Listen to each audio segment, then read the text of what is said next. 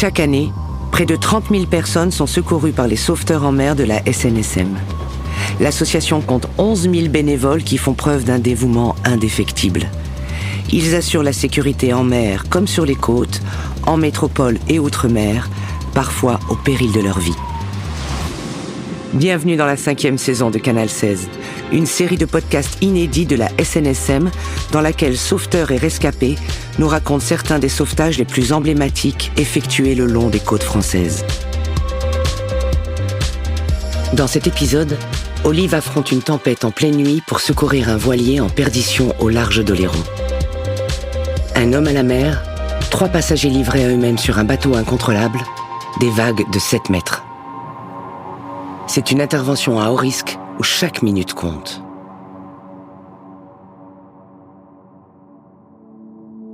Je suis donc Olivier, mais je suis surtout connu avec un petit pseudo Olive. J'ai 52 ans. Je suis salarié à la DIRFORM, Direction de la formation à la SNSM, depuis 3 ans. Et je suis également bénévole sur l'île d'Oléron, à la station de la Cotinière. J'ai commencé dès l'âge de 18 ans chez les pompiers, et avec des spécialités, notamment les spécialités nautiques, plongeurs, sauvetage côtier chez les pompiers, avec toute une branche également en formation. Et depuis 3 ans, j'ai quitté les pompiers pour incorporer la SNSM en tant que formateur, et bien entendu toujours bénévole pour le côté opérationnel. Mon lien avec la mer, c'est un lien qui est très fort et qui a toujours existé en moi. Alors que ce soit par tous les loisirs nautiques pratiqués, que ce soit de la voile, la navigation, la pêche, la chasse, la plongée également. Donc toujours cet attrait aux vagues, à l'océan. Pour moi, mieux sur l'eau ou sous l'eau que sur terre. Ce qui m'attire le plus quand on est dans l'eau, sur l'eau ou sous l'eau, c'est le rapport aux éléments et surtout l'humilité qu'on doit avoir face à ces éléments. On gagne pas toujours, il faut de la chance pour survivre en mer. On est vraiment petit et il faut savoir s'adapter aux éléments. C'est pas un domaine où l'homme, malgré ses techniques, ses savoirs, ses sciences, ne peut pas toujours maîtriser la mer et c'est ce petit côté qui m'attire, quoi. L'île d'Oléron, c'est, comme on dit, c'est la lumineuse. C'est une belle île qui reste encore sauvage dans certains endroits. On n'est pas trop amassé par le béton. Donc voilà, il y fait bon vivre. La station de la Cotinière, c'est une station de sauvetage qui est une des plus anciennes au niveau de sa création sur la côte atlantique. Depuis 1866, on a des équipages de bénévoles de sauveteurs en mer.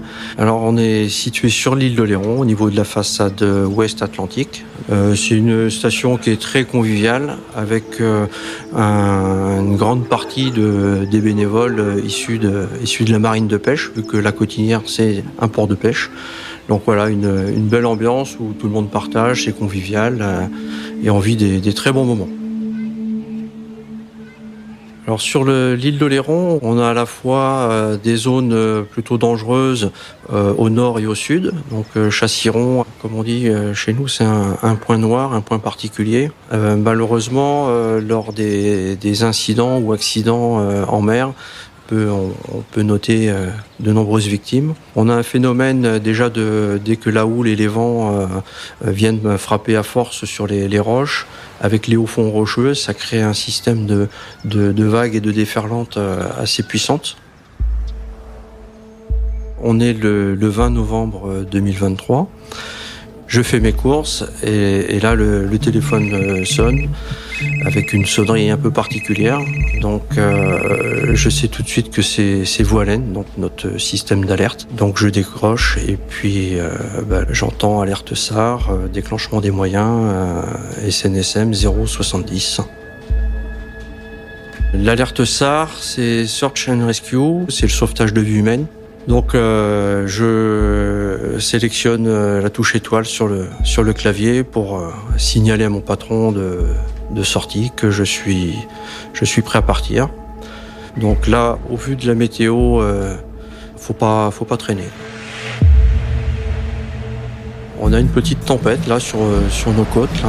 Au vu des conditions météo pour du SAR, là je me dis ça risque d'être compliqué si réellement on a un homme à la mer. Vu le vent annoncé, les vagues annoncées, la hauteur de vague annoncée. On a une mer à 5-6 d'annoncé. Donc c'est des creux à 5-6 mètres d'annoncé. Je monte dans la voiture et je démarre direction le port de la Cotinière. Déjà, je roule un peu plus vite que la normale, sans forcément prendre des risques importants, mais forcément, il y a la petite montée d'adrénaline qu'il faut canaliser et conserver l'adrénaline positive, quoi. Je contacte Boubouche, donc, qui est le patron qui a déclenché l'alerte. Et là, je lui demande des précisions sur l'intervention pour éventuellement anticiper certaines actions ou certains équipements. Et là, donc, il m'annonce que c'est un voilier en difficulté avec 3 personnes à bord, secteur Chassiron et un homme à la mer. On n'a pas plus d'informations que ça. Donc moi je lui propose dès que j'arrive au port de prendre mes affaires de nageur à homme à la mer et vu la météo, il faudra certainement se mettre à la mer pour le récupérer. Je roule, je trace et puis arrivé à la Cotinière, donc Boubou a déjà mis en route la 070, elle est en chauffe. Et puis je suis le dernier arrivé. À bord, il y a déjà Boubouche, le patron, Boubou, Jacouille, Richard, Riquette, et moi j'arrive et je récupère juste mes affaires de nageur pour embarquer. Je suis serein dès le départ parce qu'au niveau de l'équipe, on a maintenant un peu l'habitude de travailler ensemble. Il y a de l'expérience sur tous les bénévoles qui viennent d'embarquer. Juste avant d'appareiller, on a quand même un visuel sur la force du vent. On voit que les vagues passent au-dessus de la digue à l'entrée du port. Donc on se dit bon, ça va quand même bouger. Donc on commence déjà à prendre nos précautions. Il n'y a pas trop de bruit dans la timonerie. Chacun est relativement concentré. À l'appareillage, je propose à Boubouche de gérer toute la partie radio en contact avec le cross. Donc je me mets au poste radio.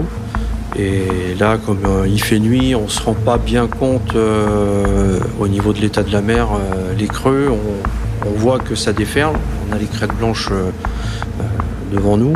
Et à la première sortie, à la petite passe, on sent qu'on ne va pas pouvoir monter sur zone aussi vite que d'habitude.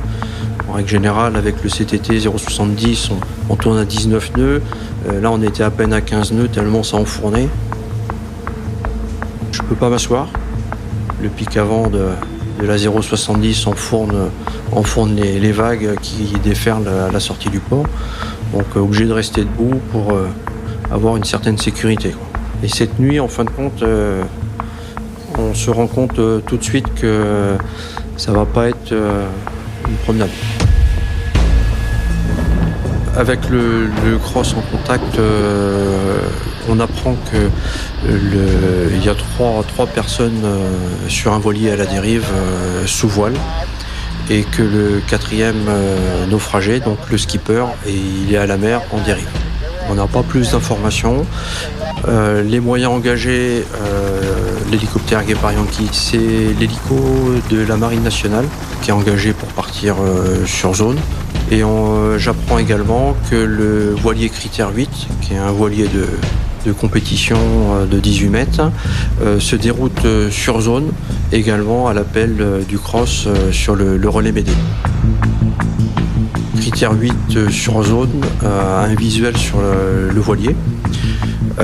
Ça permet d'avoir la position du voilier qui est en train de dériver. Entre-temps, j'apprends que l'hélicoptère a repéré le skipper à la mer et qui va procéder à une phase de treuillage.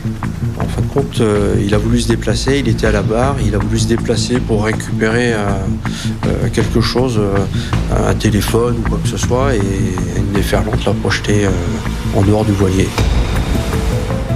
Le skipper n'était pas attaché et lorsqu'il est tombé à la mer, il n'était pas équipé de brassière. Donc voilà, ça augmente les risques fatals sur ce type de situation.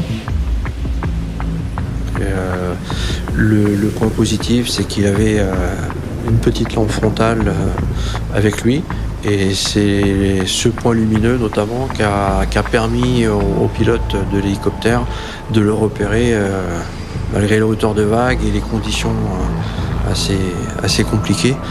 Et lorsque l'hélico le repère, le fixe, récupération par treuillage avec le plongeur de Guépard Yankee, l'hélico, pour un transfert direct au niveau des urgences de l'hôpital de La Rochelle.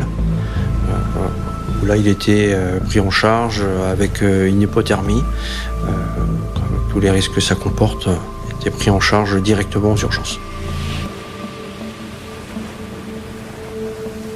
On sait maintenant que, avec critère 8 sur zone, que le voilier est toujours sous voile, avec 3 personnes inexpérimentées à bord.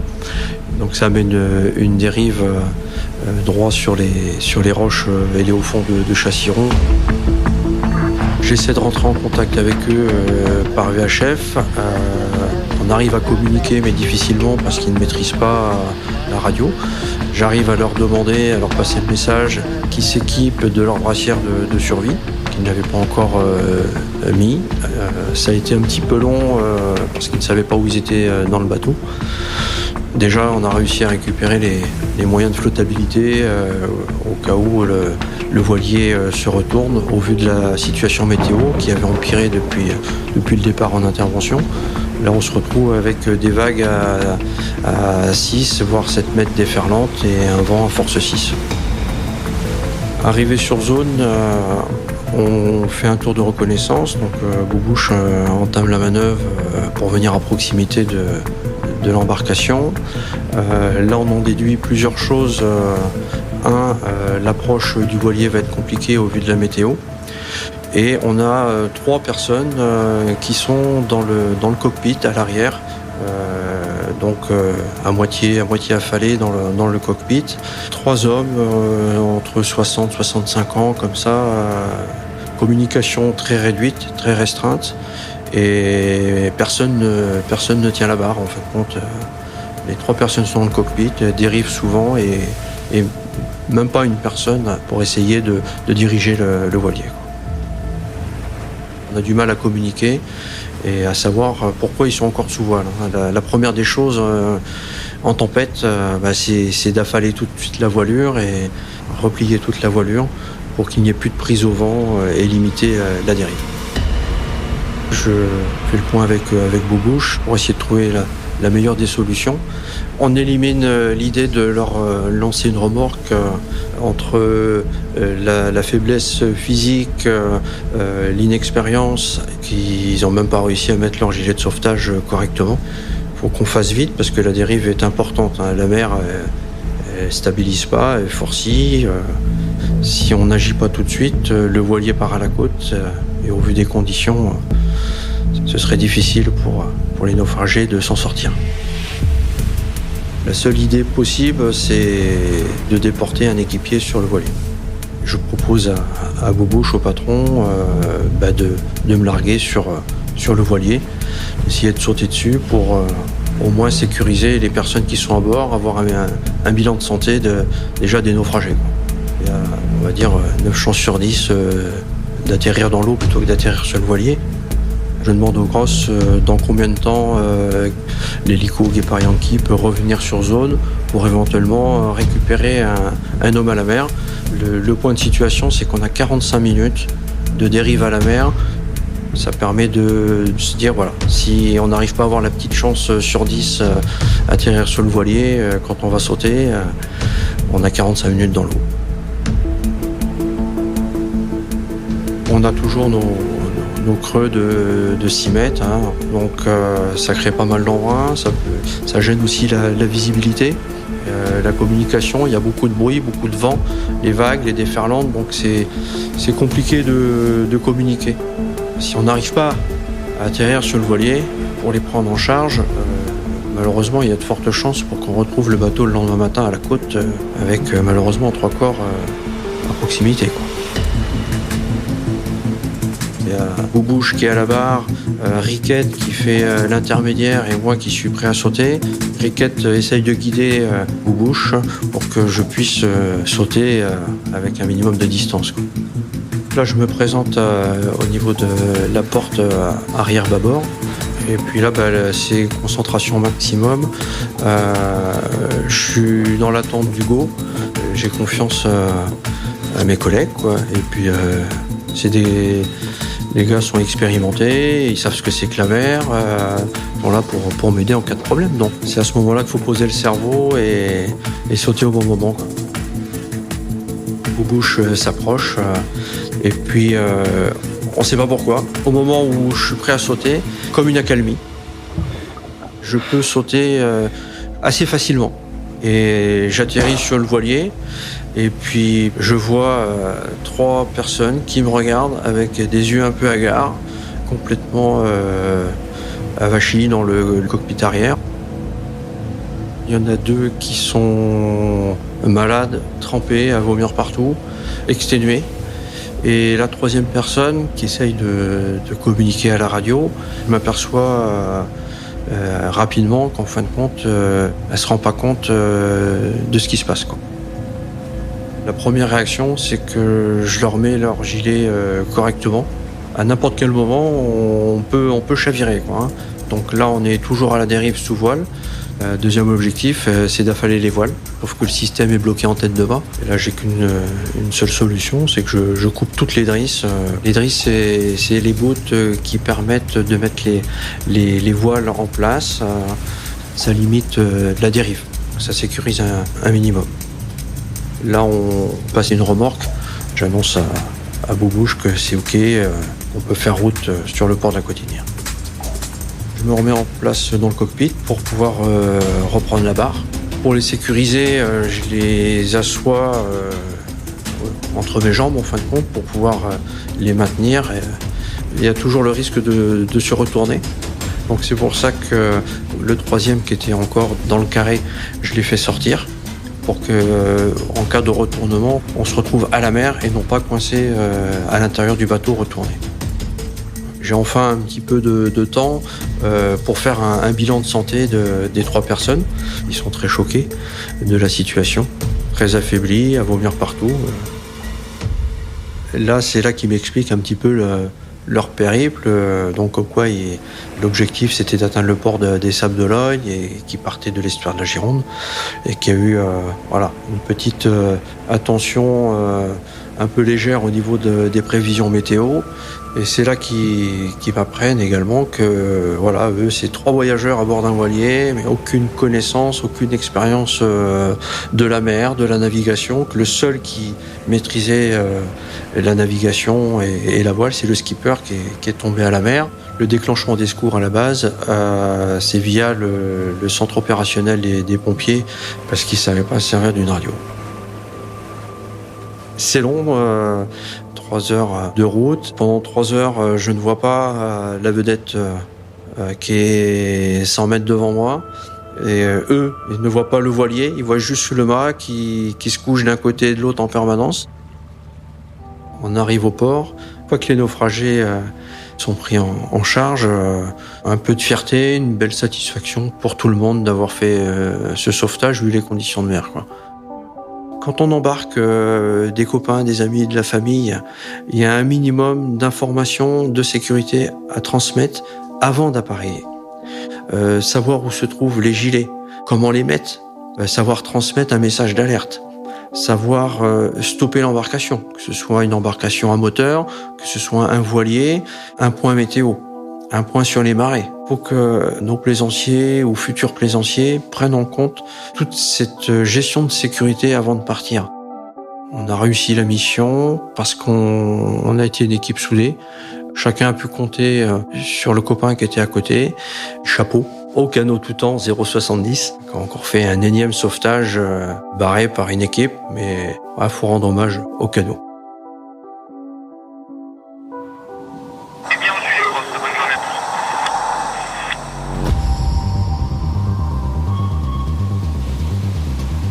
Le sauvetage de la vie humaine en mer et sur les côtes est gratuit. La SNSM est une association qui vit essentiellement grâce à votre générosité. 200 ans de vie sauvée, ça ne s'oublie pas. Aujourd'hui comme hier, les sauveteurs en mer ont besoin de vous. Faites un don sur snsm.org.